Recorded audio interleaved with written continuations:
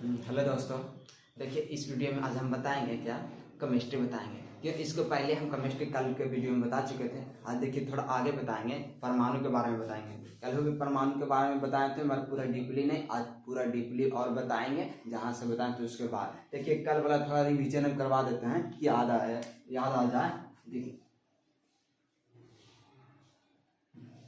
देखिए पहले परमाणु के बारे में कौन बताया। पहले परमाणु के बारे में भारतीय के ऋषि कनाद थे। मैं ऋषि कनाद रहता है, मैं कनाद लिखा रहता है। पहले भारतीय कौन कनाद ने बताया कि जितना भी बताया तो है जो छोटे छोटे कणों के बना होता है, क्या छोटे छोटे कणों को बनाता है, मगर इसको विशिष्ट रूप से जानकारी नहीं दे पाए। और उसके बाद क्या है ना, विशिष्ट रूप से जानकारी देने के लिए जॉन डाल्टन ने आए, समझिए। और देखिए फिर क्या कर रहे हैं, जॉन डाल्टन ने एक छोटा बड़ा सा टुकड़ा ने उसे छोटा किया और छोटा किया और छोटा किया और छोटा किया, एकदम छोटा करके माइक्रोस्कोप से भी छोटा किया, छोटा एकदम फिर ऐसा किया कि नहीं टूट सकता। तब वो बोले ना जॉन डाल्टन ने कि अब इसे तोड़ा नहीं जा सकता। तो फिर रदरफोर्ड ने अपना अल्फा पकिनर प्रयोग से सोने के पत्थर पर अल्फा पकिनर प्रयोग से क्या किए, वहाँ पे इलेक्ट्रॉन प्रोटॉन और न्यूट्रॉन का खोज किए। तो देखिए क्या हुआ, तो जॉन डाल्टन का नियम बेकार हो गया। देखिए इलेक्ट्रॉन का खोज किसने किया था, ऐसे अल्फा पकिनर प्रयोग किए, जिसमें देखे कि अधिकांश भाग क्या है, खाली है। समझे, अधिकांश भाग क्या है, खाली हो गया। और फिर थोड़ा नाभिक के पास लेके गुजारे, नाभिक के पास से गुजारे तो देख कुछ विचलित हो गया। क्या कुछ विचलित हो गया था, क्या हो गया, विचलित हो गया।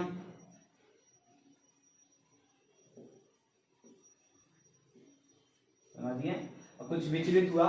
फिर कुछ नाभिक के पास से गुजरा था कुछ भी, फिर नाभिक से नाभिक एकदम बीच से फिर एक 8000, इसमें कितना थी अल्फा कण पर गया, 8000 अल्फा कण के अति प्रहार करवाए, जिसमें से अधिकांश भाग क्या विचलित हो गया, अधिकांश भाग पार हो गया, कुछ भाग विचलित हो गया और कुछ एक जो था वह बीच से फिर वापस आ गया। तो समझा कि क्या है, बीच में ठोस है। तो अल्फा अति रदरफोर्ड ने बोला था, रदरफोर्ड के अनुसार क्या हुआ, अल्फा क्या है, अल्फा के का प्रयोग किया और एटम के परमाणु क्या छोटे छोटे परमाणु है ना, वो परमाणु का अधिकांश भाग खाली होता है और जो बीच में है ना, बीच में ठोस होता है। तो इसे बोल सकते हैं कि परमाणु के बाहरी भाग खाली होता है और बीच में क्या ठोस होता है। बीच में कौन सा चार्ज होता है, पॉजिटिव चार्ज होता है। हम बोले थे कि अगर कोई दोस्त को शादी में है तो किसी चीज लाने के लिए भेजिए, अगर कोई निगेटिव मिल गया यानी कोई लड़की मिल गया तो क्या वापस आने वाला नहीं है, और कोई नहीं मिला पॉजिटिव है तो वापस आ जाएगा। तो क्या हुआ, देखिए यहाँ जब लाइट किए अल्फा के प्रयोग किया, अल्फा क्या था, प्लस था, और प्लस गेला के बाद क्या होगा, प्लस वापस आ गया, कुछ प्लस के नजदीक से गुजरे तो वो विचलित कर दिया, समझिए ना। तो क्या हुआ यहाँ तक। तो हम फिर इसके बाद क्या हुआ था, हम बताए थे कि इन्होंने नाभिक का खोज के बोला क्या, रदरफोर्ड ने क्या बोले, रदरफोर्ड ने नाभिक की खोज कर दिए, नाभिक का खोज। फिर आए कौन, गोल्डस्टीन आए। गोल्डस्टीन ने क्या किए, गोल्डस्टीन ने प्रोटॉन के खोज किए, प्रोटॉन के खोज किसने, गोल्डस्टीन ने किए थे, गोल्डस्टीन ने। इतना तक हम बता दिए थे। और देखिए एक और था, एक और न्यूट्रॉन की खोज। उसके बाद आए क्या, जे थॉमसन ने आए, डोलते हुए आए जे थॉमसन ने। उसके बाद क्या किए, न्यूट्रॉन की खोज कर दिए, क्या न्यूट्रॉन के खोज कर दिए, कौन, जे थॉमसन ने, क्या जे थॉमसन ने न्यूट्रॉन के खोज। अब फिर देखिए एक और आया जिसको क्या कि नाभिक उसको मिलवे नहीं किया, माइक्रोस्कोप से सब देखले चले, नाभिक नहीं मिला तो उसको वो क्या चीज की खोज कर दिया, नाभिक के बाहर एक इलेक्ट्रॉन का खोज कर दिया, नाभिक के बाहर क्या इलेक्ट्रॉन का खोज। इलेक्ट्रॉन का खोज किसने किया था,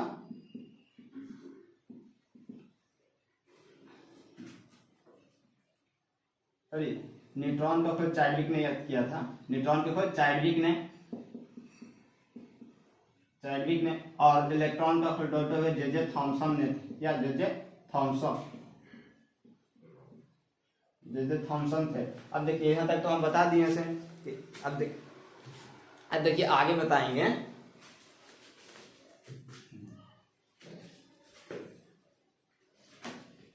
हम बताते हैं देखिए आगे क्या है। इसमें तो पता था कि रदरफोर्ड ने नाभिक का खोज किया। उसके बाद क्या इसको प्रोटॉन के नामकरण किसने किया था? रदरफोर्ड ने किए थे। इसने रदरफोर्ड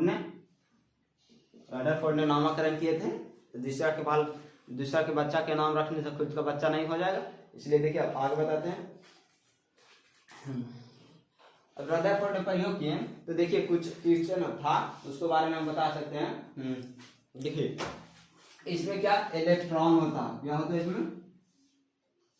ये इसमें क्या होता? प्रोटॉन होता, इसमें न्यूट्रॉन होता, समझिए। इसमें प्रोटॉन और न्यूट्रॉन होता। इसकी बाहरी कक्षा में क्या चक्कर लगाता? इलेक्ट्रॉन चक्कर लगाता है। क्या? इलेक्ट्रॉन चक्कर लगाता, समझिए। इलेक्ट्रॉन चक्कर लगाता है। अब देखिए कुछ बोले, फिर मैक्स बेल ने आए कि बोले कि इलेक्ट्रॉन है, इलेक्ट्रॉन जो अपनी कक्षा में इलेक्ट्रॉन घूमने के बाद अपनी कक्षा में घूमने के बाद ऊर्जा का लॉस करता है, और इतना लॉस करते करते वो एक बार इलेक्ट्रॉन आके इस नाभिक में गिर जाएगा। तो क्या नाभिक में गिर जाएगा तो प्लस और माइनस मिलकर क्या विस्फोट करके नाभिक ही खत्म कर देगा। क्या? नाभिक ही एकदम एटम ही खत्म कर देगा। तो देखिए इस पर क्या चार्ज होता है? Plus charge. इस पर नो चार्ज होता।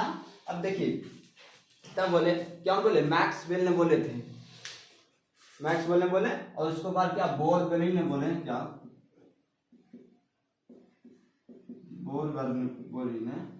बोरबेरी ने बोले कि इलेक्ट्रॉन जब अपनी कक्षा में घूमता है, क्या इलेक्ट्रॉन अपनी कक्षा में घूमता है, क्या इलेक्ट्रॉन अपनी कक्षा में घूमता है तो क्या ऊर्जा के लॉस नहीं करता है। यानी जो ये इलेक्ट्रॉन है ये अपनी कक्षा में घूमेगा, क्या अपनी कक्षा में घूमेगा तो ऊर्जा का क्या लॉस नहीं करेगा, समझिए। बोलिए जैसे देखिए अगर कोई लड़का है किसी लड़की को लाल कर देखना है यानी लाल मारना है तो अपने छत पर से मारेगा तो कोई दिक्कत नहीं है। क्यों? वो अपने छत, अगर ये ही दूसरा की छत पर ये तो क्या दूसरा के छत पर ये तो हिम्मत करना पड़ेगा, यानी बड़ा है दूसरा के छत पर ये हिम्मत करना पड़ता है।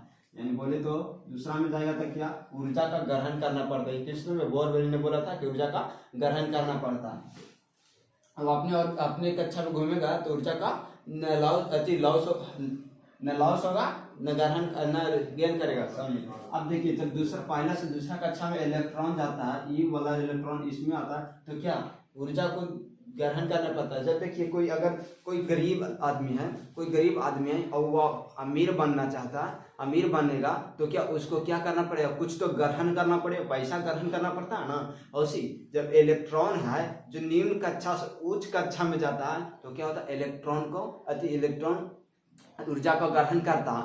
और जब निम्न कक्षा उच्च कक्षा से देखिएगा जब राजा जब अमीर हो गया तो गरीब होना चाहते हैं तो क्या किसी चीज का त्याग करना पड़ता है कि ना, क्या पैसा का त्याग कर जाएगा वो खुद गरीब हो जाएगा। तो देखिए यही होता है जब इलेक्ट्रॉन ऊर्जा का त्याग करता है ना, जब उच्च कक्षा से निम्न कक्षा में जाता है तो ऊर्जा को क्या त्याग करता है, समझिए। और जब देखिए मिडिल क्लास लोग रहते हैं वो अपने ही में मग्न रहते हैं, घूमते ही रहते हैं, उसको न त्यागने की जरूरत है न ग्रहण करने की जरूरत है। तो ये बोला कौन? बोरबेरी ने बोला था कि इलेक्ट्रॉन अपनी कक्षा में घूमेगा तो न ऊर्जा के लॉस करेगा न होगा न ऊर्जा ग्रहण करेगा। और जब इसी इलेक्ट्रॉन निम्न कक्षा से मतलब छोटा से बड़ा में जाएगा ना तो ऊर्जा को क्या ग्रहण करना पड़ेगा, यानी गरीब से अमीर होगा ना तो पैसा का ग्रहण करना पड़ेगा तब अमीर बनता है। अब देखिए अब फिर एक और बताएं कि जब उच्च कक्षा से निम्न कक्षा में जाता है यानी गरीब से अमीर होगा तो किसी चीज का त्याग करना पड़ेगा। किसे? पैसा का त्याग कीजिए गरीब हो जाइए। तो क्या ये क्या हुआ? गरीब बना, यानी इलेक्ट्रॉन उच्च कक्षा से निम्न कक्षा में जाएगा तो क्या होगा ऊर्जा का क्या लॉस करेगा। तो देखिए क्या हुआ, पहला तो बोरबेरी ने बोला बोले कि जब उच्च कक्षा से निम्न कक्षा से उच्च कक्षा में जाएगा तो निम्न कक्षा से उच्च कक्षा में जाएगा तब क्या होगा, क्या हुआ, ऊर्जा का क्या, निम्न कक्षा से उच्च कक्षा में जाएगा तो ऊर्जा को क्या हुआ, ग्रहण करेगा, क्या ग्रहण करेगा, समझे ना।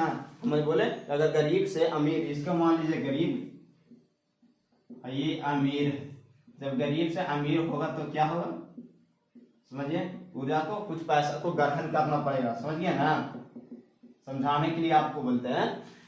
और दूसरा क्या बोले कि अगर उच्च कक्षा से निम्न कक्षा में जाएंगे तो क्या होगा, निम्न कक्षा में जाएगा तो क्या होगा, ऊर्जा को क्या त्यागना पड़ेगा, क्या ऊर्जा को त्यागना पड़ेगा, त्यागना पड़ेगा, समझिए कि अगर किसी राजा आदमी को गरीब बना तो पैसा का त्याग कीजिए, गरीब बन जाएगा। और तीसरा बोला, एक और बोरबोली ने बोला कि अगर इलेक्ट्रॉन अपनी कक्षा में घूमता, यानी अपनी कक्षा में घूमता है, जैसे इसका इलेक्ट्रॉन ये वाला इस कक्षा में घूमेगा ना तो क्या ऊर्जा का लॉस नहीं होगा ना, न लॉस होगा ना अति गेन करेगा, तो देखिए अपनी कक्षा में घूमेगा तो क्या नहीं लॉस और नहीं गेन, समझिए, नहीं क्या त्याग करेगा और नहीं क्या करेगा, ग्रहण करेगा, समझिए। अब यहां तक हो गया। अब बोले मैक्सवेल ने बोले तो देखिए क्या हुआ, अब उनको मैक्सवेल के नियम को तो क्या बंद कर दिया गया, ये मतलब इसमें बैन लग गया, क्योंकि वो क्या बोलते थे गलत बता दिए। अब कौन सा नियम के, अब बोरबेरी के नियम, इसमें परमाणु संरचना दिए, परमाणु सिद्धांत दिए, इसमें बताएंगे।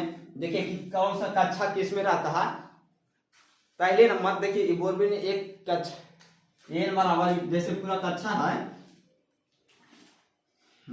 कक्षा देखिए कक्षा बराबर मान लिए एन, क्या एन मान लिए थे, कक्षा बराबर माने क्या एन माने, समझिए। अब एन माने और क्या कक्षा की बोले इलेक्ट्रॉन कितने कक्षा, कौन से कक्षा में कितने इलेक्ट्रॉन है, इलेक्ट्रॉन के फॉर्मूला बताएं, इलेक्ट्रॉन का फॉर्मूला 2n², यानी मान के चलिए पहले एक कक्षा, ये एक पहला कक्षा दूसरा कक्षा, तो इसमें कितना इलेक्ट्रॉन कौन सा कक्षा में होता है, देखिए ये कक्षा की संख्या हो गया, तो देखिए हम मानते एक, पहला कक्षा में कितना होगा, पहला कक्षा में कितना इलेक्ट्रॉन होगा, उसके बारे में दूसरा कक्षा और ये तीसरा कक्षा और चौथा कक्षा। तो देखिए कक्षा की संख्या कक्षा और एक माने थे। अब देखिए एन 2n है, एन के जगह पर कितना एक जाएगा, तो एक का स्क्वायर कितना होगा, एक होगा बराबर 2, यानी पहली कक्षा में इलेक्ट्रॉन की संख्या कितना 2 है। अगर 2 से ज्यादा है इलेक्ट्रॉन तो इस अपनी कक्षा में न रहकर वह दूसरी कक्षा में चला, मतलब पहली कक्षा में न रहकर वह अपनी दूसरी कक्षा में चला जाएगा, समझिए। ऐसे पहली कक्षा में कितने 2 इलेक्ट्रॉन चाहिए कर, क्या 2 इलेक्ट्रॉन, समझिए, इससे ज्यादा नहीं रह सकता, अस्थाई रह सकता, समझिए। अब दूसरी कक्षा में क्या कि 2 है, अब इन कक्षा की संख्या कितना है, दूसरी कक्षा का 2 और 2 का स्क्वायर कितना होता है 4, यानी 4। दूसरी कक्षा में कितने इलेक्ट्रॉन 8 इलेक्ट्रॉन रह सकते हैं, तो देखिए 1 2 यहाँ 3 4 5 6 7, 7 पर निगेटिव 8, 7 पर निगेटिव 4, समझिए 8 हो गए। दूसरी कक्षा में कितने 8 रह सकते हैं। अब बोले तीसरी कक्षा में इलेक्ट्रॉनों की संख्या कितने होगा, तो 3 का स्क्वायर कितना होता है 9 और 9 दूनी 18, क्या 9 होता है 9 दूनी 18। दूसरी कक्षा में कितने, तीसरी कक्षा में रह सकता है, इसमें कितने इलेक्ट्रॉन रह सकता है 18 इलेक्ट्रॉन, इसमें 8 इलेक्ट्रॉन और इसमें कितने 2 इलेक्ट्रॉन रह सकते हैं, समझिए। अब चौथी कक्षा में है 4 हो गया, सॉरी 2 और 4 का स्क्वायर कितना होता है, 4 का स्क्वायर कितना होगा 16 होगा, 16, यानी दूसरी कक्षा में 32, चौथी कक्षा में क्या रहता है 32 इलेक्ट्रॉन रहता है, समझिए। अब इसी अनुसार से इलेक्ट्रॉन की, अब देखिए इलेक्ट्रॉन अब थोड़ा और बताएंगे, जैसे ये क्या है परमाणु है ना। अब देखिए परमाणु है, हम परमाणु बनाए, इसमें क्या नाभिक होता है, अभी ये क्या होता है नाभिक है, न्यूक्लियस क्या नाभिक है, और ये क्या होता है, ये टोटल यहां से यहां तक जोड़ेंगे तो क्या होगा, ये परमाणु है, ये परमाणु हो गया, समझिए ना। अगर एक परमाणु है तो साइज कितना होता है, देखिए इसके बड़ा साइज होगा कि इसका बड़ा होगा, ये न्यूक्लियस का होगा, नाभिक का बड़ा होगा, तो क्या नाभिक परमाणु का होता है बड़ा, परमाणु होगा। और परमाणु को हम एंगस्ट्रम से दिखाते हैं, क्या परमाणु के एंगस्ट्रम से दिखाते हैं, और नाभिक को या नाभिक को त्रिज्या को क्या फॉर्मूले से दिखाते हैं, क्या फॉर्मूले से दिखाते हैं, एफ यानी फॉर्मूले से दिखाते हैं। अब देखिए नाभिक का आकार कितना होता, ये क्या नाभिक हो गया, यहाँ तक नाभिक का आकार कितना होता। तो देखिए दो को हम आपको देंगे, आप देख लीजिएगा कौन सा किसमें नाभिक में कौन है और कौन परमाणु है। तो देखिए 10 के पावर -15 और 10 के पावर 10 -10 होता है। तो इसमें नाभिक कौन है, तो बोले कौन सबसे बड़ा कौन हो सकता, इसके मतलब ऊपर के पावर के मतलब 10 के पावर कि 1 के नीचे 10 है, 10 यानी 0 है, समझे ना। तो सबसे जिस पर नीचे ज्यादा 0 रहेगा वो बड़ा होगा, कि जिससे सबसे कम नीचे 0 रहेगा वो बड़ा होगा।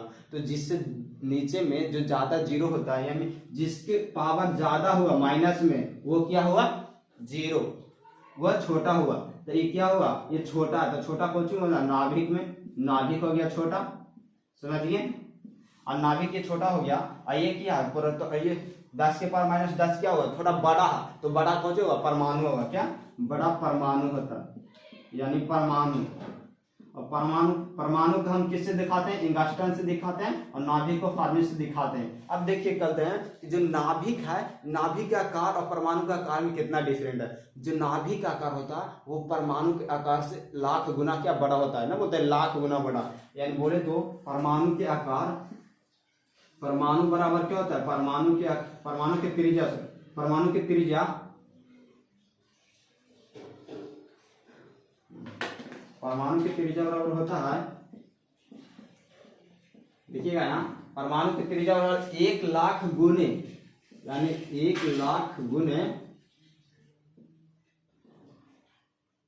1 लाख गुने क्या होता है नाभिक का त्रिज्या बराबर क्या होता है परमाणु का त्रिज्या, समझिए नाभिक का त्रिज्या होता। अब देखिए इतना तक तो हो गया। अब देखिए कुछ और बता रहे हैं, उसमें देखिएगा कुछ क्वेश्चन है।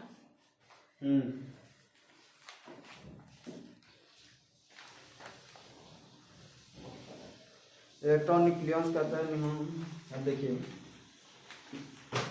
अभी न्यूक्लियस का कैसे कहते हैं, न्यूक्लियस जब परमाणु में न्यूक्लियस कौन है, न्यूक्लियस में देखिए इलेक्ट्रॉन प्रोटॉन है। न्यूक्लियस जो एक साथ है, न्यूक्लियस में इलेक्ट्रॉन प्रोटॉन होता है, समझे, और क्या होता है न्यूट्रॉन होता है। न्यूक्लियस में क्या होता है इलेक्ट्रॉन प्रोटॉन और न्यूट्रॉन होता है। न्यूक्लियस में इलेक्ट्रॉन प्रोटॉन न्यूक्लियस, और न्यूक्लियस में क्या इलेक्ट्रॉन और प्रोटॉन होता है। तो बोला कि न्यूक्लियस कौन है, न्यूक्लियस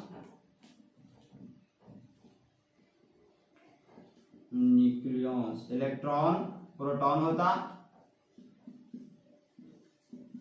न्यूक्लियस कौन इलेक्ट्रॉन होता है और प्रोटॉन होता है, समझिए ये क्या हुआ न्यूक्लियस हो गया हमारे, सॉरी प्रोटॉन और न्यूट्रॉन क्या न्यूक्लियस हो गया, प्रोटॉन और न्यूट्रॉन न्यूक्लियस हो गया। हमारे इलेक्ट्रॉन क्या है, इलेक्ट्रॉन है जो न्यूक्लियस नहीं है, इलेक्ट्रॉन न्यूक्लियस नहीं है, समझ गए, इलेक्ट्रॉन क्या है न्यूक्लियस नहीं है। अब देखिए परमाणु का आकार कितना होता है, न्यूक्लियस का आकार कितना होता है, और क्या इलेक्ट्रॉन का आकार कितना होता है। तो देखिएगा यहाँ देखिए इलेक्ट्रॉन बराबर कितना होता है, इलेक्ट्रॉन के वजन कितना होता है, उसका आकार मतलब कितना होता है। तो इलेक्ट्रॉन बराबर होता है, ये इलेक्ट्रॉन हो गया, इलेक्ट्रॉन के वजन होता है 1.6 गुने 10 के पावर -31 kg, समझिए ये क्या होगा वजन हो गया। अब प्रोटॉन के वजन कितना होता है, प्रोटॉन के वजन तो देखिए 1.6725 गुने 10 के पावर कितना होता -27 kg होता, ये वजन हुआ।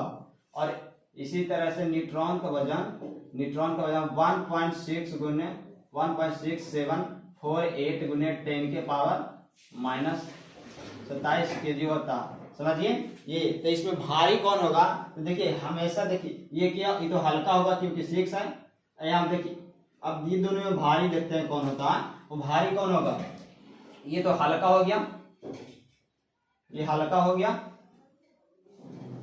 ये हल्का है, और ये भारी है, ये सबसे ज्यादा यानी ज्यादा भारी है, क्या ज्यादा भारी हो गया। समझिए, इसको इलेक्ट्रॉन का खोज किसने किया था? जे थॉमसन ने। इलेक्ट्रॉन का खोज किसने किया था? जे थॉमसन ने। थॉमसन ने। प्रोटॉन की खोज किसने किया था? प्रोटॉन को गोल्डस्टीन ने, या गोल्डस्टीन। और देखिए क्या न्यूट्रॉन की खोज किसने किया था? तो न्यूट्रॉन की खोज चैडविक ने किया था। चैडविक ने किया। अब देखिए इसमें से बता दिए कौन सा भार और कौन सा पर कौन सा चार्ज होता है। तो देखिए इलेक्ट्रॉन पर क्या निगेटिव चार्ज होता है। यहाँ देखिए इलेक्ट्रॉन पर क्या निगेटिव चार्ज, प्रोटॉन पर क्या, प्रोटॉन पर पॉजिटिव चार्ज और न्यूट्रॉन पर नो चार्ज होता है। क्या? नो चार्ज यानी जीरो। इलेक्ट्रॉन पर नो चार्ज होता है। यहाँ तक समझ में आया? और कुछ? देखिए यहाँ तक समझ में आ गया ना। अब देखिए अब क्या बताएंगे अगला क्लास में। ओके।